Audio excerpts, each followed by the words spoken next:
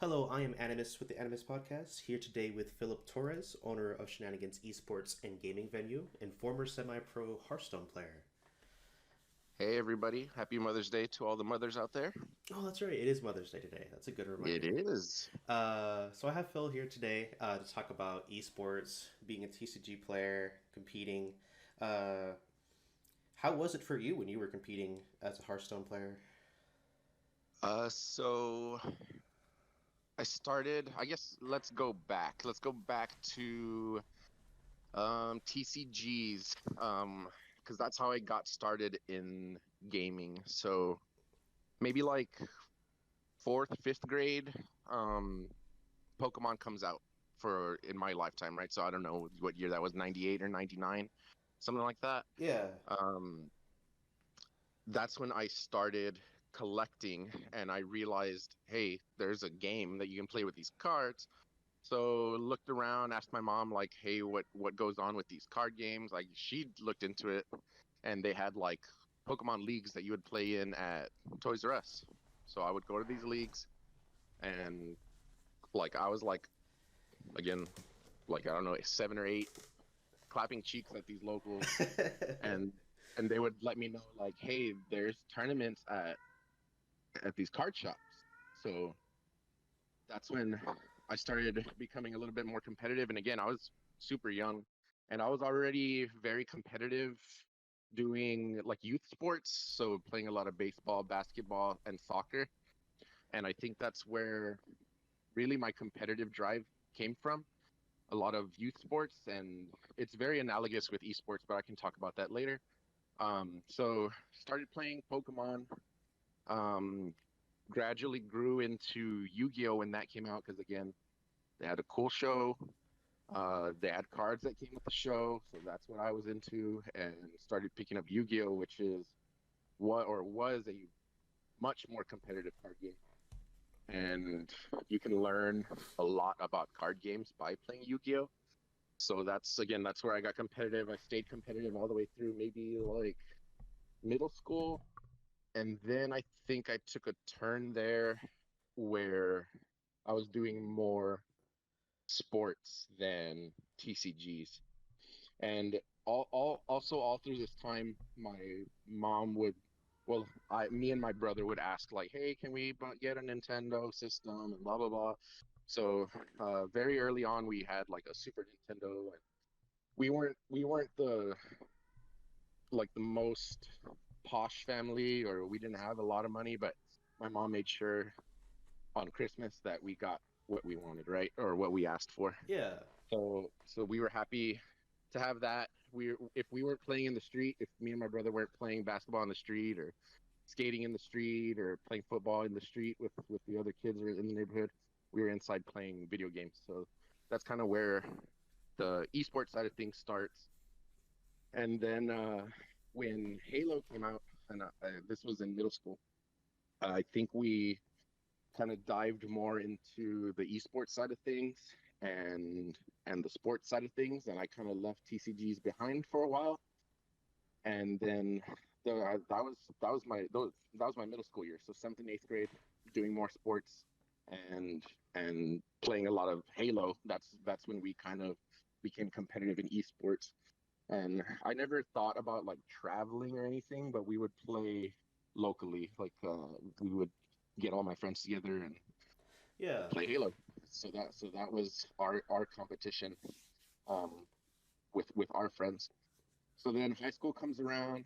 Um, I kind of dive into more of the esports side of thing again, me and my brother, and then the the real world hits you, and you kind of get a job. And I worked crazy hours at SeaWorld when I was in high school, and I never had time for almost anything. So I dropped TCGs and anything outside of Halo, um, I dropped. So it was just work, school, and Halo. We would play Halo on weekends, and we would do the LAN thing. And at this time, Halo 2 was out. So every Saturday, and when I say every Saturday, I mean every Saturday. Me and like at the very most, like 20 other of my friends would gather at our friend's house, and we would hook up their Xboxes and we would play like huge sessions of Halo 2, like all night sessions every weekend. So again, that's kind of like where the competitive drive came from. Again, never really competing or anything. That's what we did every weekend. Um, so from there, graduated high school. Oh, you're cutting off a It's all bit there. so rewind, but from there we moved to college, Uh huh. um, and I start picking up poker because it was legal to play online at that time. It's Mm-hmm. Yeah. once again legal, but it was illegal there for a good like 10 years or something. Um, but I started playing poker online, earning some lunch money here and there. Uh, and that's what I used to get by for like the first 2 years of college. And then I rediscovered Yu-Gi-Oh after they made poker illegal, right? Because I was like, well, I still want to do something. So I started playing Yu-Gi-Oh again, and then that's when things really took off because I became competitive in Yu-Gi-Oh. I was a poor college student, but I was vending cards. This is when I started like buying, selling, and trading cards for money to make these dreams traveling. Oh, you're cutting off there again at the end. Okay, so let me go back. So that's when I started vending cards and making the dreams come through or come true of traveling to be competitive. And that's what we made happen. I would, you know, win these tournaments or top these tournaments, get cards, buy, sell, trade, and then travel to these events. And I would sell anything that I had to the vendors in order to pay for the trip. Yeah. And that's how I traveled. And I would travel maybe every other month to a big Yu-Gi-Oh event. And that's when I first started becoming competitive in, like truly competitive in TCGs. And that's also where I learned about, buying, selling, and trading cards. Like there's actual money in doing that. So did you Um, learn to? Did you just sell the cards to like shop owners, or did you actually try to like get good prices off what you were selling for other people? yeah, so that's a process too, right? What I would do is the first couple of days of the tournament, people local like inside the tournament venue are looking for cards. So I would sell what people needed to those people. Yeah. But if you get quote unquote if you get caught doing that at the tournament, you could get kicked out. But Wait, really? I didn't know that. yeah, in certain companies, so like Konami and Pokemon, if you're at a big event and you get caught buying, selling, and trading outside of like the vendors that are there, Yeah. you get banned from the venue, and Oh, there could be other consequences wait. That's because they want actually you to buy from the vendors that are there. yeah, because they went through the proper like they filed their paper and then they set up a stand and all that. Yeah, exactly. They want you to buy from the vendors that are there, which I understand. But at the point, at this point, I was just trying to make money for my trip. But so what I would do was the first couple of days I would try to sell to people that were there at the venue, and then the last day I would go to the vendors and just dump everything so that I had money to like last me for I like I need to pay for the trip. Two, if I get some extra money, like it'll be cool when I get back home. So Yeah. that's what that was my process when I would travel to these bigger events. And then graduated college, moved back home, and then shortly after that, well, no, I was still like traveling for Yu-Gi-Oh for another like 2 years, and that's all I did. I didn't have a job. Like all I did was buy, sell, trade Yu-Gi-Oh cards Mm-hmm. for like another 2 years or something, and then Hearthstone came out, and I got excited about Hearthstone because it was competitive and accessible, and there was a lot of money on the line for these bigger events, and they had in-person events. It wasn't just all online. Mm-hmm. So that's when I took another dive into the esports world, and I started becoming competitive in Hearthstone. And I think that after that, it's a lot of Hearthstone, a lot of working because I got a real big boy job at that point. And then after that was the idea for the shop. So I think long-winded, but I think that answers your question. Yeah, that's a pretty good introduction. You've been playing TCG for basically your whole life. And I know that you kind of made money off of, you would win tournaments or make tops, get prizes, and then sell them back. Yep. That's going to be an important part of. You have to get good enough to do that. And what would you say that would make you or anybody to get good at a game or a TCG? Yeah, so there's no shortcut. It's always practice, practice, practice. If some honestly, some people can find their natural talent in a game, um, but in TCGs, it is there's a point that you hit, and I've been told this by other professional card players, where there's a point that you hit where you just understand the game, and it doesn't make a lot of sense, but I hit that point because I was horrible at card games. I mean, I was competitive, but I wasn't great Yeah, until I hit this point, and I didn't know when I hit it, but I hit it when I was practicing a lot. And you understand the ins and outs of the game. You understand like what it is to have advantage, what it is, what tempo is, and this goes into esports too. It's all it's not like game theory or anything that I know of, but it's all it's all just stuff that you learn while you're playing games. yeah. I'm glad you bring And up that part of like there's a point where you kind of just understand because top players for like Smash Ultimate will say just keep playing the game. Whenever you want to improve on something, just play more and just keep playing. And I talk about like there's a point where everything just makes sense. And I hit that when I was playing with Rally during quarantine. We would play Smash like a couple hours a day because there was nothing else to do during quarantine. And then maybe like 3 months in, 4 months in, like I kind of realized I was not doing things automatically, but like all of these scenarios that I would put a lot of effort into thinking of just automatically processed in my head. yeah, exactly. Like there's just something you hit, and I don't know what it is, but it comes with practice. And like I said, there's no shortcut to that point. You just need to practice, and that's really what it is. Yeah, Um, and practice with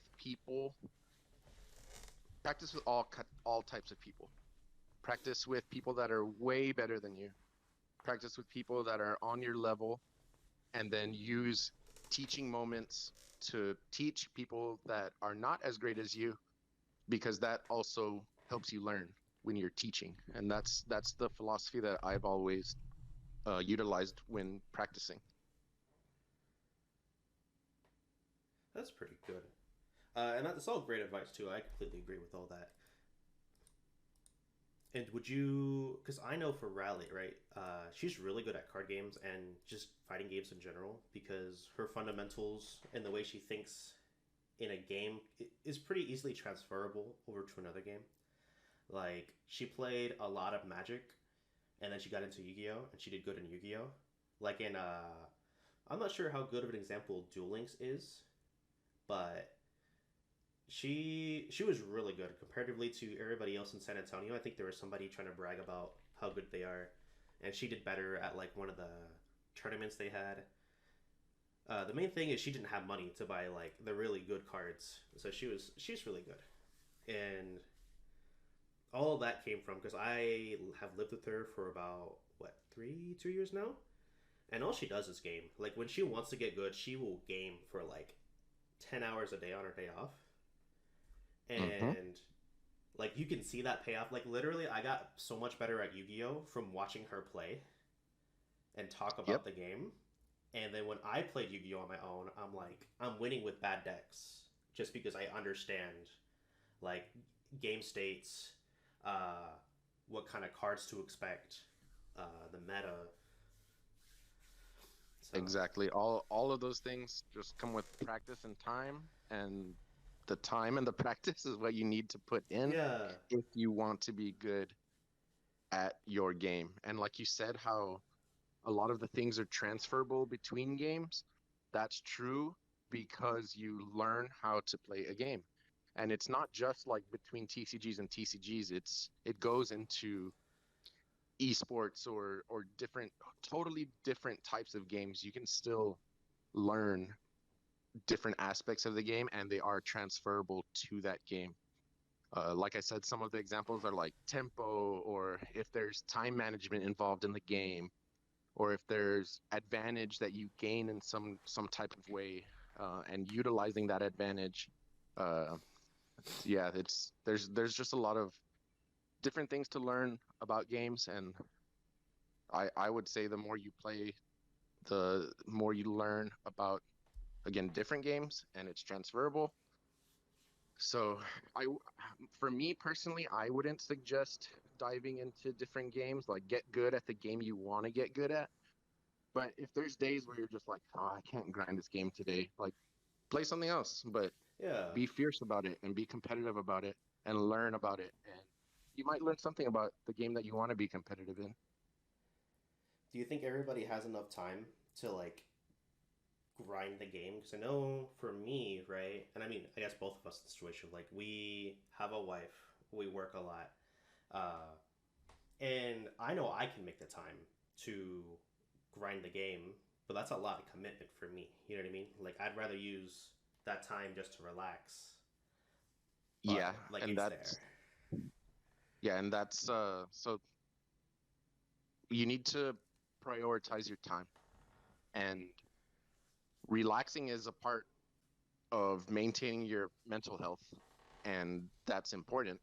So if everybody sits down and makes a very strict schedule, I wouldn't say everybody because that's an absolute, but most people I think could sit down and become competitive at a game or really attain, and this goes outside of gaming, but really attain whatever they try to attain. Like again, it's not everybody, but most people could do that.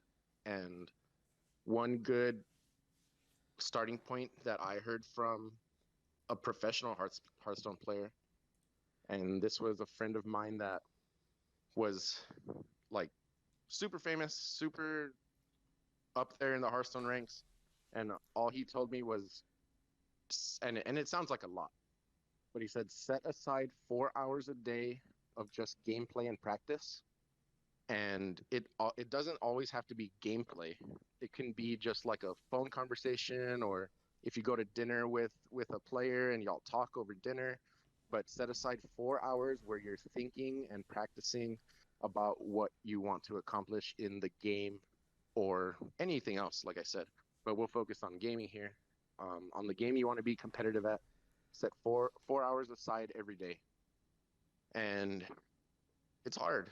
It's hard to do that, but that's really, in my eyes, all it takes to become super competitive and very good at the game that you want to be, Yeah, that you want to play. And I, after he told me that, I took that advice to heart because I was grinding. I really was grinding, but like I started, you have to set your priorities straight. Um, like you said, we both have wives, we both have jobs, but I mean, maybe those things come first because I know they do in my life. Like yeah, my wife comes first, and paying the bills comes first, and gaming is now for me more of a hobby than anything.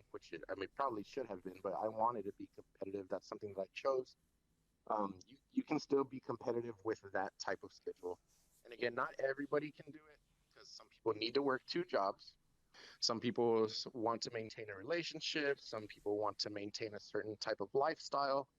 And all of that comes into play with your time, which is probably the most important thing you have. And you need to, if you want to be competitive or have a competitive mindset, you probably have to sit down and make a schedule and it has to be a very strict schedule to accomplish all of these goals that you want.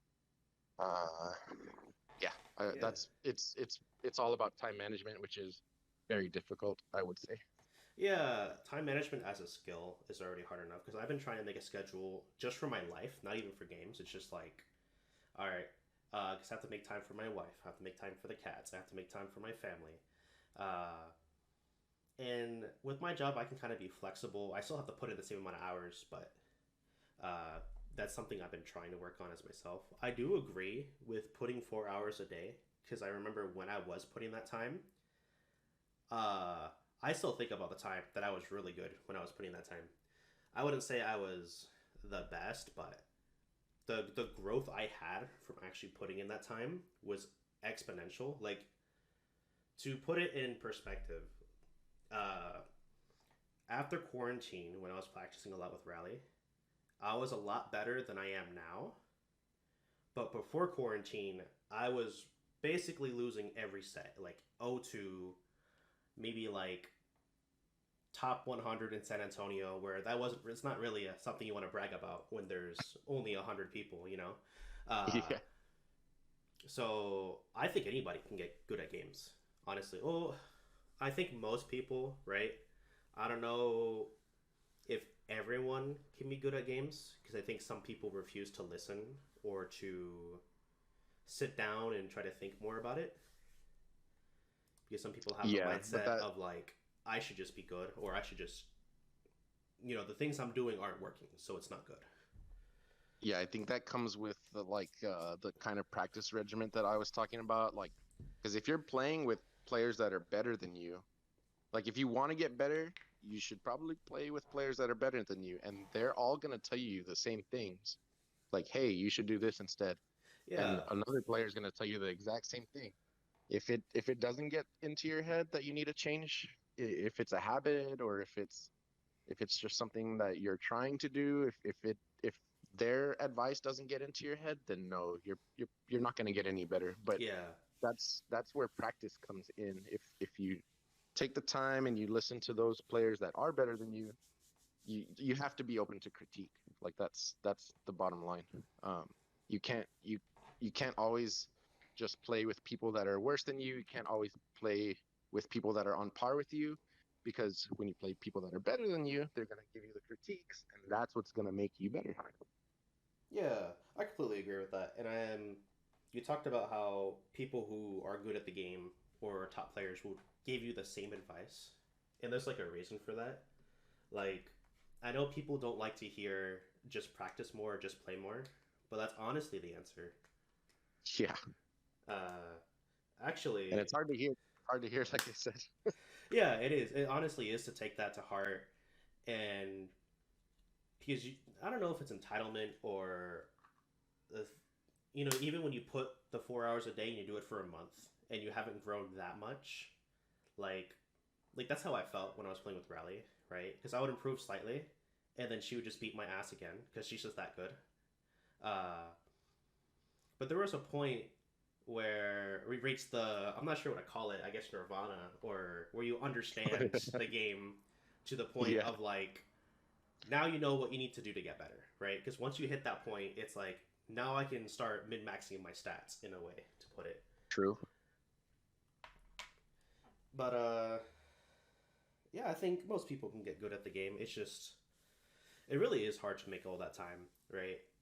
Rally actually, and I was a little triggered by this. I know she's gonna hear it, but sometimes when we go out to eat and just relax after a tournament, she's just like, I'm gonna watch all of my VODs while we eat. Mm-hmm. I'm going Mm-hmm. to talk about the game a lot. And sometimes for me, I can't talk for like I can't focus on a game for more than maybe 2 or 3 hours. Uh, and when I want to like once the tournament's over, I want to relax for the rest of the day. But for her, she's like, no, I need to figure out. Even if she wins the whole tournament, like when she won shenanigans, any shenanigans she wins or any tournament she wins, she will still go back, look at everything she did, and it's like, okay, what can I improve on? Oh, I messed up here. Why did I mess up? Uh, and I think anybody can do that, honestly. Like, most people have an hour a day to do that, especially during their lunchtime, if they truly want. Like, this is all about whether you want to be. Like, if your goal or your purpose is to improve at the game and make it somewhere, then this is part of the process. No, yeah, exactly. And that also falls into that 4 hour a day practice type of thing. Like I said, it doesn't have to be you sitting down and grinding the game. It can be you going back and watching VODs of you or someone better than you or someone that won a recent tournament. You want to like you said, you want to figure out why that happened so that you can utilize that in the future. And that just makes sense. I mean, it's Yeah, just part of the practice. and I know a lot of it is kind of hard, right? Because when I have to look back at VODs, I didn't win the tournament. I usually have to look at VODs that I lose, and that's kind of, I don't know if it's painful for you, but it's pretty painful for me to like, No, yeah, watching your misplays or uh, watching yeah, misinputs or like yeah, it's definitely rough, but also learning experience. Like hopefully you don't do that again. Hopefully you don't yeah, make that same move next time. Hopefully you don't misplay again. Like play the right cards or or yeah, make the right inputs. Like and what are you doing? it is good to do that to like experience that pain of like, because there was one mistake I made that I could have, it would have been my best tournament run at Otaku if I didn't just make this one mistake. And it was like the worst mistake. I intentionally did it because I was just so panicked. Like I was just nervous. Mm-hmm. And so whenever I panic now or I get nervous, I think about that moment and I think about like how bad I felt afterwards, that I just don't, like my nerves just don't get to me as much as before because I went through that whole painful process of Yeah, looking that's a back at that whole VOD and nother just, yeah, that's a whole nother thing in gaming too. If I mean it's hard to control your nerves, but that also only comes with high level competition. Like I've played players round one of a huge tournament, like 600 plus people. It's round one. Like it doesn't matter too much. There's nothing at stake. Like either you win or you lose. I mean, like this is just how I look at things. And they sit down. They have a good matchup into what I'm playing. Again, this could probably relate into almost any game.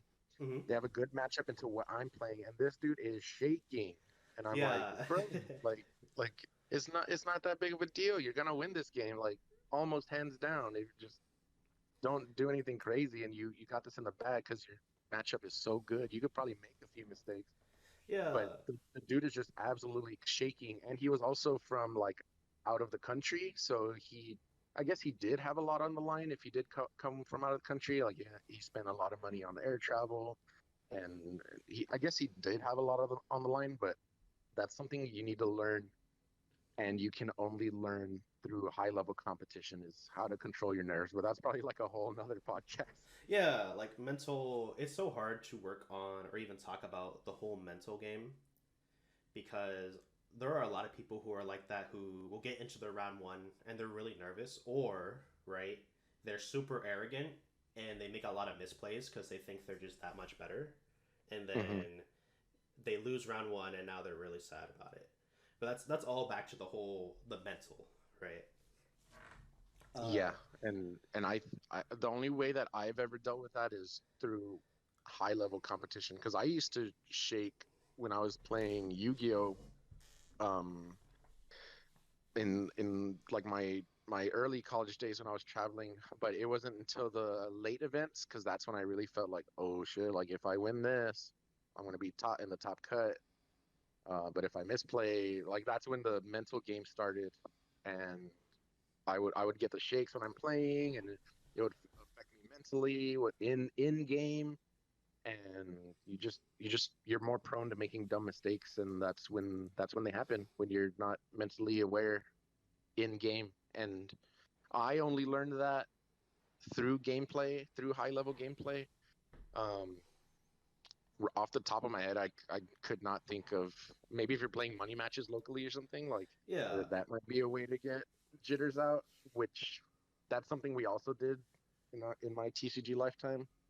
Um, and I don't know. I don't think that happens anymore locally, like where people are playing for money or cards. Which Yeah. I don't know if it's a bummer, but that's something that's like part of the community that doesn't exist anymore, at least locally in San Antonio. Yeah, But that's actually, that's what we would do. that's very true because like maybe when a big like tournament happens with more money matches, but I used to money match a lot to improve. I definitely lost a lot of money trying to money match, but I learned a lot, and it didn't really help me with the jitters when it really mattered, right? It helped me like round one, two, and three jitters, but like when it actually mattered moments, I was still really jittery. But one thing that did help me with my, I'm not sure if it's one thing, but it's multiple things. One of the main things is I talked about this in the last podcast where I was playing against Kevo. I'm not sure if you know who Kevo is, but it's a really good Yeah, player yeah. locally, and I've always wanted to beat him. That's like my main. That was like my main goal at that time was to beat Kevo. I practiced a lot. I looked a lot of VODs, asked for a lot of advice. And there was one time I was so close to winning, but I panicked last minute and did an option that I told myself to like always not do because it will always punish it. And I did it because I was scared, and I lost. And oh my goodness, I was so miserable. I wasn't really sad, but like every time I thought about it, it was like a knife in my heart. Yeah, because you were you're yelling at yourself in your head like, Yeah, don't input that. yeah, You like know better, and don't then do you did it this. anyway. Yeah, uh, so now it's like I don't really care if I'm going to lose in a situation like that because I've already lost what I wanted for the most part of my career. yeah, and Uh, that's like another thing too. It's like how do you say it? Like again, you've got nothing to lose. Like if you're going into a matchup like oh, I've got nothing to lose. This is a horrible matchup, or I got nothing to lose. I always lose to this guy. Like you can just go freaking ham if you yeah, know. Like you just go ham. Like turn that's your brain off. actually Sometimes if you just turn your brain off, a really good things happen advice. naturally too. That's really good to say because I see a lot in our community here that whenever they see a losing matchup or like they always lose to this player, they instantly give up. They're like, I'm not even gonna try to get out of combos or to use counterplay. I'm just gonna either quit or give up. No, yeah, Cause that's not cool. You should yeah, always take it as a learning experience, or like I said, just turn your brain off and see what you can do. yeah. So that's actually really good advice. I'm glad you said that part. It also helps with like nerves if you can. Like for me, whenever I'm down losing a game, like 3 stocks to 1, like you have to basically win 3 times. Uh, for me, I'm always able to do that because I know how to win and I know what I need to do to win, and I just need to follow the steps and make sure I'm careful about it. Hmm. And I played enough of the game to know how to do that. But a lot of people aren't really there yet. You know, they haven't really reached that nirvana part of what they need to do to win or what they need to do to get better or adapt. Yeah, that one's just all matchup knowledge, which is another thing.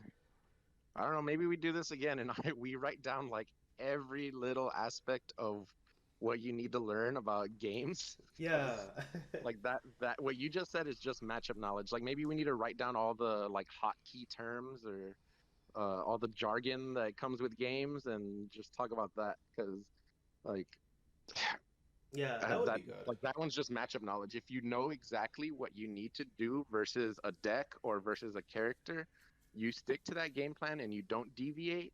If you're good enough and you have all those skills down, like you're winning that match. It doesn't it almost doesn't matter who you're playing unless they have like a counter to that, which happens. But Yeah, or there's like like a if they hard read on something. Uh, yeah, exactly. but yeah, Like oh I there is know a lot. yeah, there's a lot and that's like what we call deviations in TCGs. I'm sure there's deviations in other games where it's like, oh, I'm bringing this character in, he's bringing this character in. This is my game plan against his deck or his character, and he and if he does like this is where it's like the your n right. Like if you're looking at like a math equation, like my x equals his n, and this is how I win.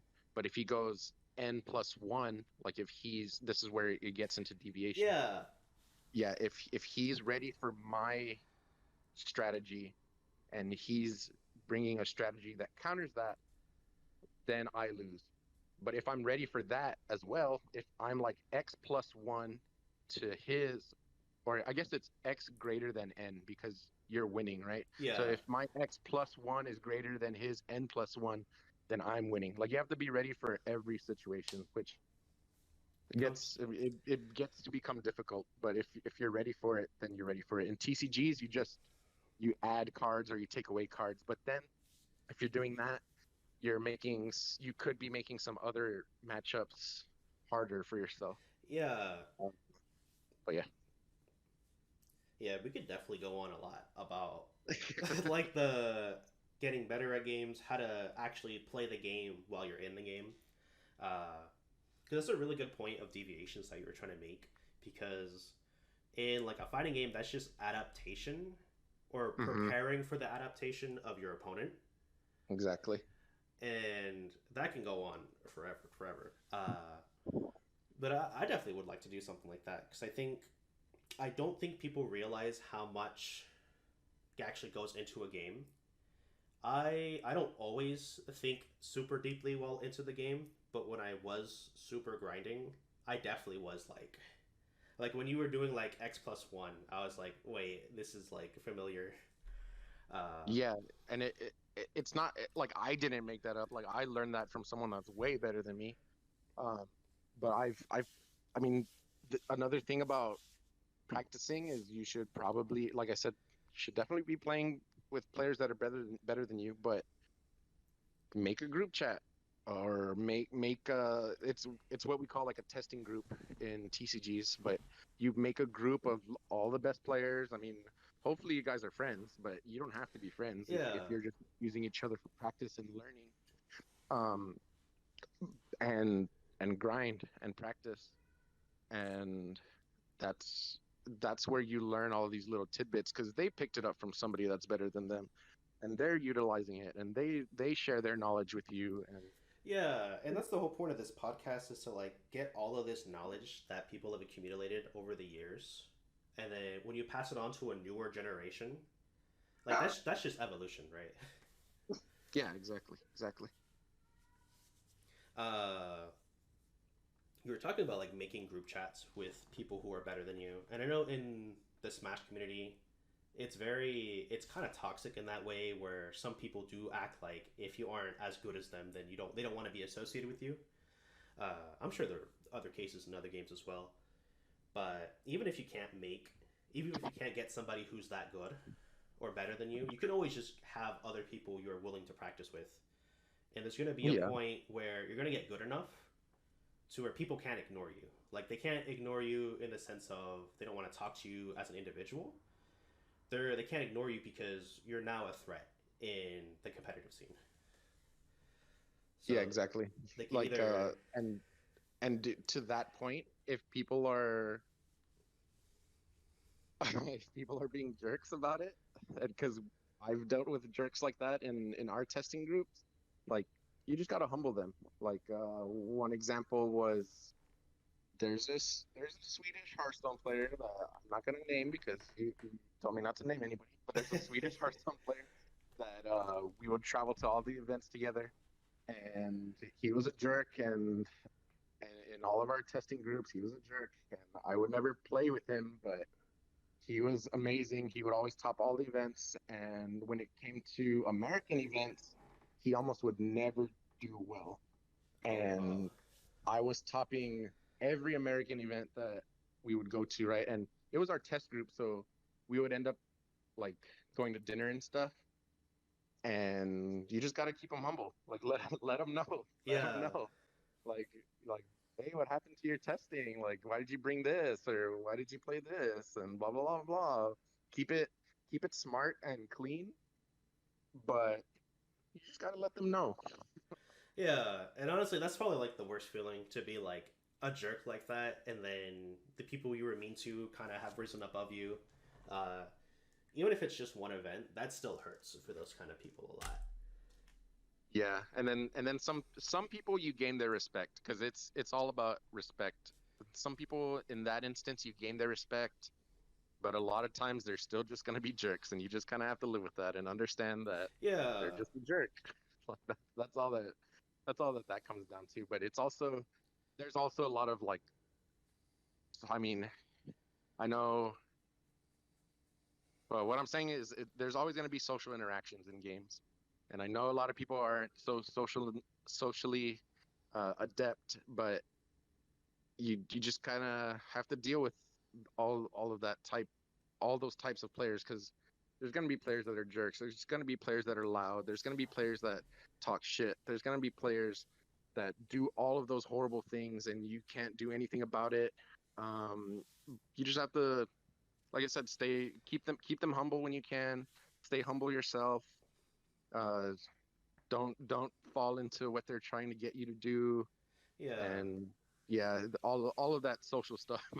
But that's probably another Yeah, podcast. there's just a whole spectrum of all these things. Uh, and I didn't really understand, like, I guess in the sense of like these grind groups, right? In a city or any city or even kind of like region, I think should be trying to get the region itself to get better, right? Because Yeah, if the people who aren't as good as me start to get better, then I need to get better. Or if people who figure me out or my character or my deck out, I have to learn new things and get better. yeah, and that's kind of what we talked about when we did the team league thing during COVID. Mm-hmm. Like that was one of our main reasons for doing it, right? We're trying to make everybody better by having these team captains that are leaders of the community, and we're building these teams, and hopefully everybody learns from being on a team. And like there's I don't know, there's just so many things that you learn when you're in a test group, and you're, like you said, you're trying to, this one was region specific, which was a good idea. And you're trying to make everybody better. And I don't know, that was, it was a good experience for me, like running that thing, Yeah, and it was fun, and I would hope it was good for y'all. I think it was pretty good because I noticed a lot of these people, not only did they get socially better, they're not still well equipped, but they're more equipped than they were previously. And it helped them branch out and make new friends. And that has Yeah, paid off a lot now because the community now is very. There's still some cliques, right? And there's still some animosity between people. And that's always going to be the case. But it's a lot more open and accepting to everybody than it was at the start of the game, right? Because usually at the start of the game, I guess for Smash or even the new title that'll come out, people are kind of aggressive when they're trying to take their spot in the competitive scene, get their placements, get their numbers up. So, but yeah, I can see that. um definitely has helped out a lot. yeah, maybe maybe it's something we do, either like you said with a new title, or if we can do it again this summer or something. I don't know. I know Bonnery was talking about it, but this was like last year. Bonnery was talking about it or something. Yeah, Bonner was actually But talking to me and some others about. that might be something cool we do again. Yeah, and I think it would be beneficial. Uh, it just requires a lot of time to kind of put into, which I don't mind putting time in for other people. And I think that's something else too. We're talking about like grind groups. People can just ask, like, uh, like Rally, for example. A lot of people don't ask her for help, even though they want to, but Yeah, she's totally and that's open to it. yeah, and most people are like, most people are happy to share their knowledge because, again, like I said, if you're, it's part of practice. Like if you're teaching somebody, you can also learn things from teaching. Like I know I'm very open and happy to help people. I don't know if people are intimidated by me to ask questions, like when it comes to TCGs and stuff, but I'm happy to help. All of our staff is happy to help at the shop if you have questions about TCGs, because they're all super knowledgeable. They're all competitive players themselves, um, and we're happy to share knowledge. It's just that one that one interaction that you need to come and you just need to ask for help, or Yeah, ask them for a game, or ask for advice. And it could, that part could be hard for people. Um, but just go for it. Break that barrier. Say hi. yeah, Introduce yourself and and it's beneficial to ask for do a that. game or something. Like, it's also beneficial for people to help too, because I remember I went to another Yu-Gi-Oh shop that just opened up in San Antonio, and I checked Uh-huh. it out, and I brought up Justin, right? And then like the whole venue is like Justin's like a really great guy. They were all talking about how nice he was, how they helped him into the scene. Like if it were not for Justin, a lot of these people probably wouldn't either be into TCGs as much as they were or into Yu-Gi-Oh. Just because that the kindness of him and the way he's helped out people has Yeah, and allowed them to stay. that's like every day, and he probably goes like thankless every time. We do have a team meeting tomorrow, so I can tell him that. But it that's every day. People walk in every day, and we help them out. A lot of times people are like, "Oh, I'm just getting back into the game." And again, anybody on our staff, but if we're talking about Justin, Justin will take the time to sit down and let them know, like, oh, well, you probably shouldn't be buying this, or hey, like, what deck are you playing? Oh, you should buy this card, or you need this card. Not that he's trying to like sell them Yeah, stuff, but but he's like he knows what like he's this card's talking about. good. Yeah, and that's good to do because it promotes community, right? And it allows people to stay, which increases your numbers as a community, which allows people to get better. Bonnery has been really good about that actually. I think he's one of the main reasons why we even have a bigger scene now because he did so much advertisement and he was kind of not pushy, but he would tell people like, "Hey, if you go out of city or if you do hold these cons, let them know about the Discord. Uh, let's improve the Discord so it's easier to find tournaments in the city. Let's do advertisements." And then when people show up, he's very kind to them. It is like introducing the whole part of the scene, where else they could go. He's very patient with people who are. We've gotten, and this is always going to be a thing. We're always going to get people that come in. They think they're going to be good because they played with their friends and they beat their friends, Yep, and then yep, they yep. face the reality of like I've been. There was one time I was playing Yu-Gi-Oh. I think it was in Western Washington when I was with my cousin, and this guy rage quit because he was playing a one card combo in Yu-Gi-Oh, and it was the best deck at the time, right? It was Print Kits, and Yeah. did a one card combo. It got negated, and then they're like, "Why the fuck did I spend all this money on this game and now I'm losing?" And they just got up and left, and I'm just like it doesn't matter your skill or your the money you have to buy this stuff or the equipment for a new controller. If your mental isn't ready for that, then you're not gonna be able to handle it. But Yeah, true. Monterey And helps out then with like those things. yeah, and that's what you were talking about with Bonner. Like again, jargon term is just community building. Like that's what Bonner is good at, and that's what Justin is good at.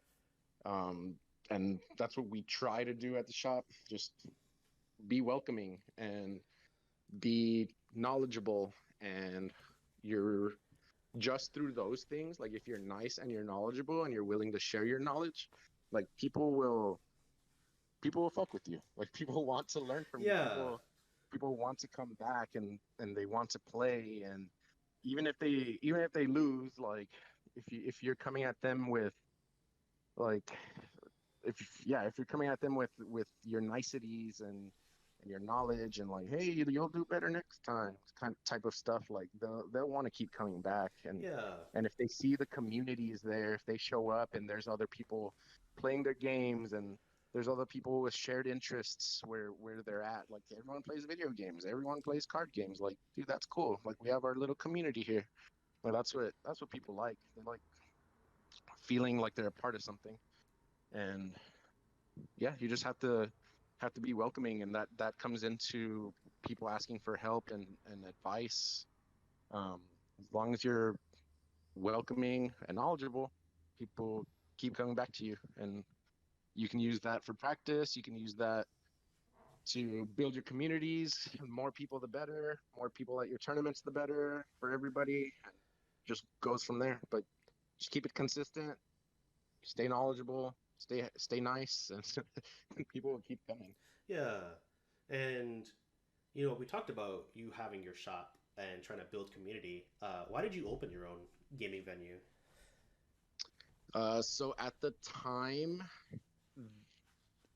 for Yu-Gi-Oh, because I was at so this time I was playing a lot of Hearthstone, and I still had a lot of Yu-Gi-Oh friends, and I was still dabbling in Yu-Gi-Oh, but it was at this time I was like full-time Hearthstone. Um, but locally at the time, there were no esport venues, and I would have to travel to Austin for any of my Hearthstone qualifiers. Hmm. Um, so it took me like 2 or 3 years to get the plans going and everything. And at between those 3 years, LFG opened and Play Live Play Live Nation opened, Hmm. and we were like the third venue to open. But at the time that I was planning, there was no esports venues, and the very few Yu-Gi-Oh stores that existed, like they just weren't great. Like price Yeah. support wasn't great, environment wasn't great. So those were like the few niches that I wanted to fill. Like I wanted to have an esports venue because there weren't any, and I wanted to have a Yu-Gi-Oh shop that focused on Yu-Gi-Oh and was like, I don't know, was just better. And then from there we opened, and it was pretty great. We were growing, and then COVID hit, and then that totally changed everything. But that's another story. Those were the reasons why I opened, because there was no esports venues, and there were very few places for people to show up to play Yu-Gi-Oh competitively. And one of the and it's probably not great, like, for the welcoming side of things, but we focus on competition at our venue, and we attract the better players because we have better events. Yeah. And Actually, it's funny that you say yeah, that. so that's what we try to do, or what we've tried to do from the jump. Yeah, and I think that niche that you were trying to set up there is good, right? Because I totally agree. I remember in high school when I would play Yu Gi Oh with my friends, we would go to other shops in San Antonio, and anytime we asked about Yu Gi Oh, the Yu Gi Oh person generally was very not interested in dealing with people, or it's like they just point at things. They don't even say hello, or they don't even take your enthusiasm, and it kind of kills the vibes. Yeah, Why would I be excited to go to a place for a game that I'm super excited about when the other person at the desk is going to be like, I don't care. Go look there. I don't know. exactly. Uh, And that's like the first thing that we cover in every team meeting that we have is exactly that. Like, we can't have it feeling like a boys club when you walk in. Like, everyone should be welcome, everyone needs to be greeted, everyone needs to be asked, like, hey, what brings you in today, or like, what games do you play? Like, if it's just a very casual conversation that you're having with somebody that's walking through the door, it makes them feel welcome, and it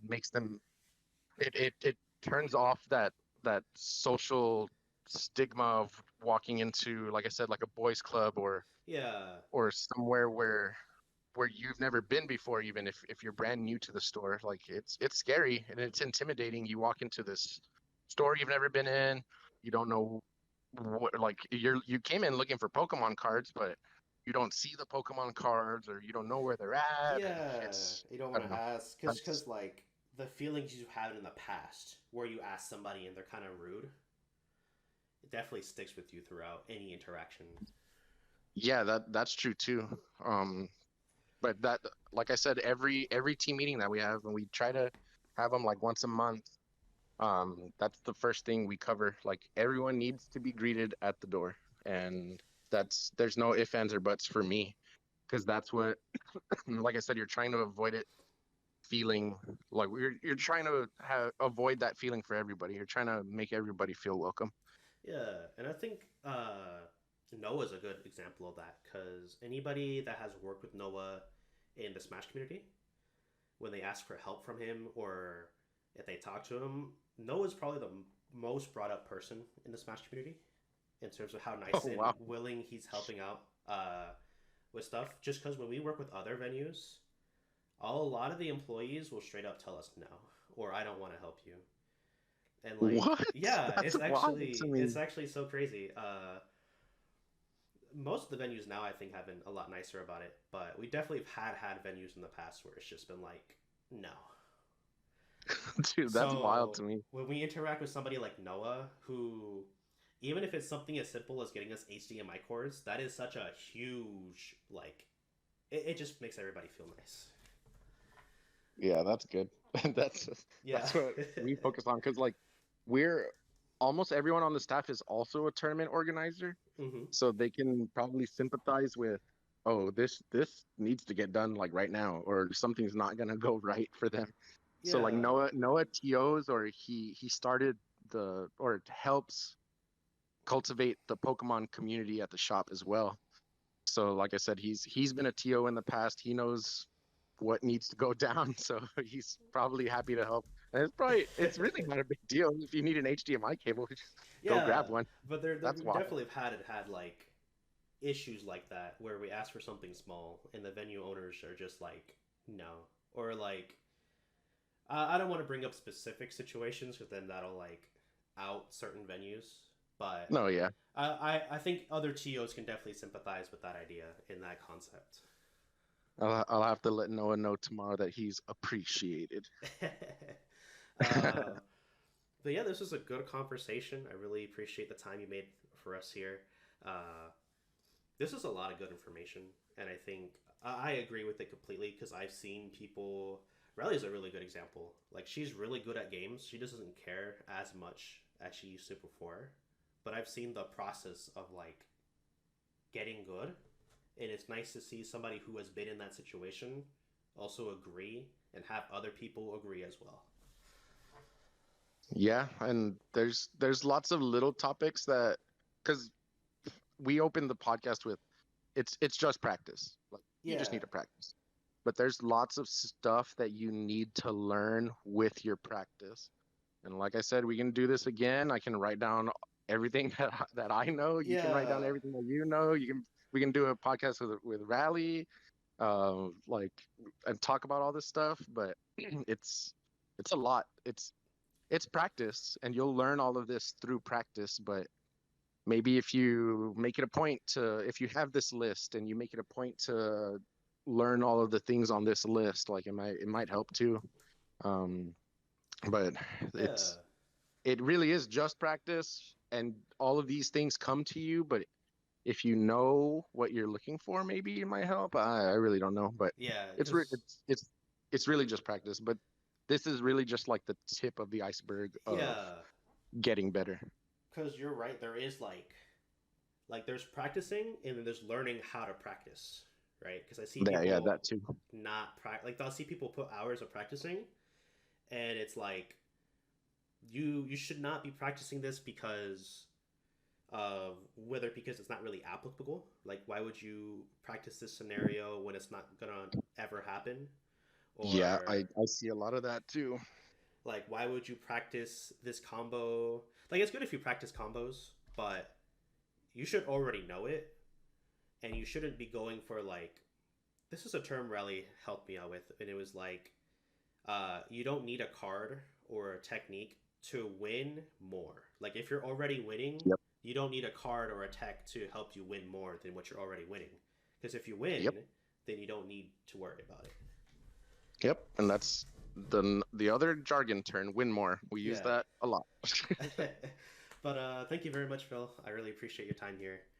Uh, Yeah, for sure. Happy to be a part of it. And again, we can do it again. oh, I'm down for that. There is definitely a lot to go over. Uh, Yep. but I'm Animus with the Animus Podcast here today with Phil Torres. Really appreciate your time. Really appreciate the venue that you provide. Shenanigans Esports. Really great. Yeah. Thanks everybody. We'll see y'all soon. Yes, sir. Bye bye.